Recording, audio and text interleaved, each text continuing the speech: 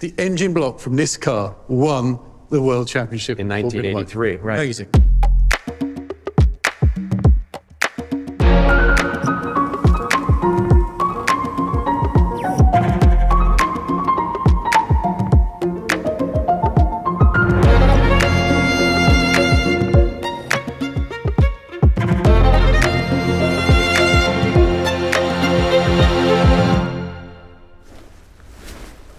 There it is. The 2002, the first ultimate drive machine, not just an ultimate True drive enough. machine. I look at it and I just think you could get off and drive that home in a heartbeat, a car like that. Absolutely. It's a wonderful car to drive. It has the dynamics that you want, the feel that you want. It's just fun. Probably the beginning of what we regard as a modern compact sedan, particularly in the US. This one happens to be a 2002 TII. This car actually came to market in 1968. And what put it on the map was an article from Car and Driver magazine by David E. Davis Jr. that said, turn your hymnals to 2002. And he basically said this is the best way to get from A to B sitting down. I mean, it's funny because it looks so small now, but it's really a 3 Series as we would know it, just the root beginning of what was a spin-off from the car above it, the Neue Klasse, of course, which was like effectively the 5 Series. So the relationship of 3 to 5 was really set in stone with this car and its bigger sister. The story on naming this car is quite interesting. So at the time, BMW had just been naming the cars after the engine capacity. Right. So you had 1800, 1600. Exactly. 2800, whatever. Yep. So all fine until you get a car that's got the same engine as the vehicle above. So the case in point is this car. It's a 2-liter engine. Right. And the Neue Klasse was the BMW 2000, the larger car above. This has got the same engine. How can this be the same name? The same name. It can't have the same name. Well, then do we call it the 2002-2, and it all got very confusing. Then it became the 2002. 2002. Yeah. And it has many of the iconic BMW features on it. The kidney grille, as we can see in the front, the rondelle that is still used today. It's morphed a little bit over the years. And then this little piece here, the famous Hofmeister kink, right?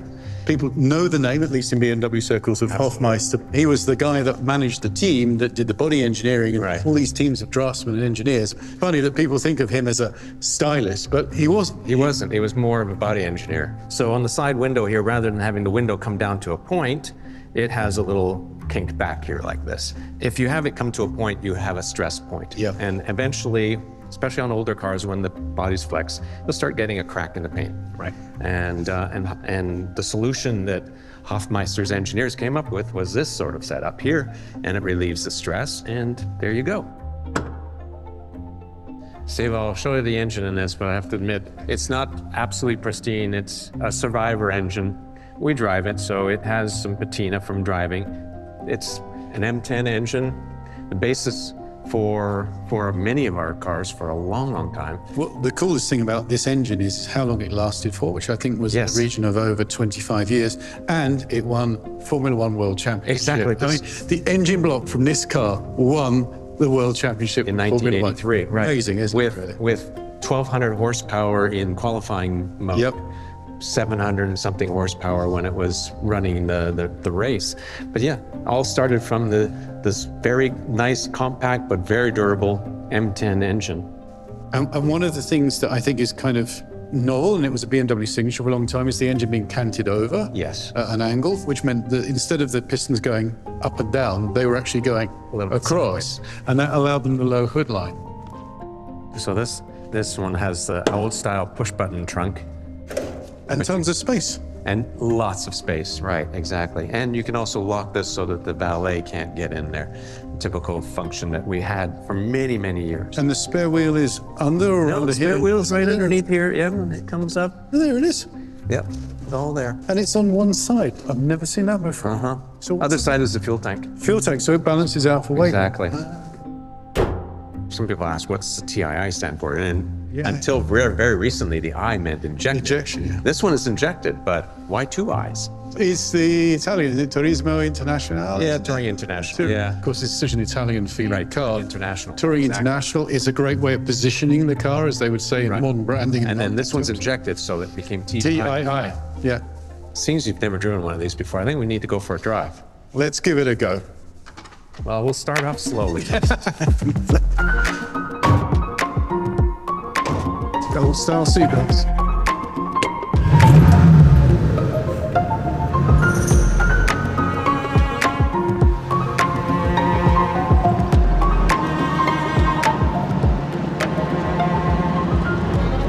So from a driving standpoint, it's straight up seating, big greenhouse. That's the thing you notice is the visibility is great. It's not quick. No, but by here's the modern thing. standards. But here's the thing is, it doesn't really matter in that respect because it's still fun. Right. Let's go for a drive. Let's rock.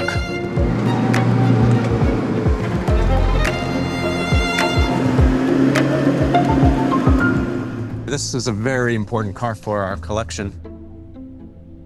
So Tom, what's it like keeping these cars, and in particular this car, in this sort of condition then? Well, we exercise it once a month, but it has lots of events. This year it did several events, including the induction to the Automotive Hall of Fame for David E. Davis Jr. Oh, that's cool. And was in the limelight for the grand opening of our headquarters at BMW North America, where it broke the ribbon. So Star for 50 years. Exactly. The design team at BMW was pretty small. When we picked it apart, it took a long time to pick apart the story.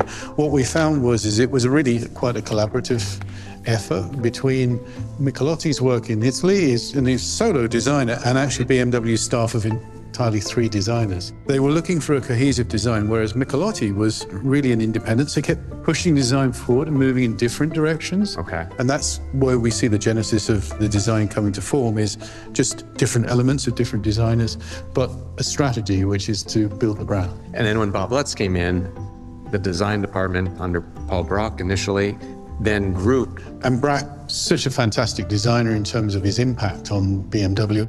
When you think about BMW, sometimes they're a bit quirky in their design. Right. It was because Bracq came in, he was such a fresh creative talent. This is Brack's work. This is actually, I recognize his work. It's stunning. I mean, this is an artist at work. And that's the car we've got there, is that very one we see on this page. Very nice. And there's the date on it, there you go. March 1970 was the very month that car was designed. So how would you describe the 2002 in 3 words? Simple, timeless, elegant. That's exactly what it is. And sporty. I would add sporty. Yeah. Luckily, there's a spirit in modern cars that sometimes get lost, but not in the BMW. I can imagine every 3 Series owner today could probably feel some affinity for that car. So, should we go and get the CSL then? I guess we could. It's time. Okay. Let's do it.